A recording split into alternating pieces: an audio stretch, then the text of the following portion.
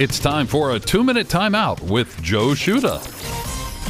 Bob Walk had a 14-year Major League pitching career, winning 105 regular season games and 3 postseason games, including being the winning pitcher for the world champion Philadelphia Phillies in Game 1 of the 1980 World Series.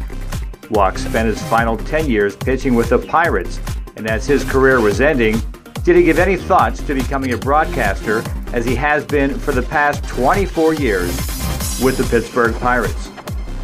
No, I thought it was a practical joke when somebody, Mark Driscoll, the director of broadcasting, or actually I think he was the vice president in charge of broadcasting back in those days, and he called me. I think it was probably about the middle of January, and they didn't have anybody. He called me and asked me if I would consider retiring if they offered me this job, and obviously I thought it was like a joke of some sort, and he had to convince me that it was for real and this wasn't somebody else trying to act like him, one of my teammates, something like that.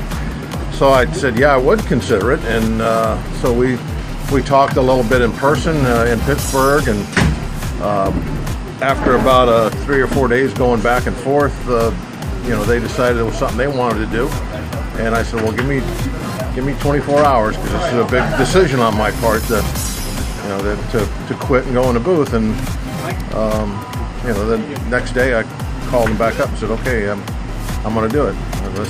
Let's do it. And so a couple weeks after that, I was down here in spring training in street clothes instead of uniform, and all my teammates or everything were there, all hooping and hollering at me and stuff. Because they probably thought it was some kind of a joke too. They probably didn't think it was really real, but here I am 20-some years later and still doing it. I'm Joe Shuda with this 2-minute timeout.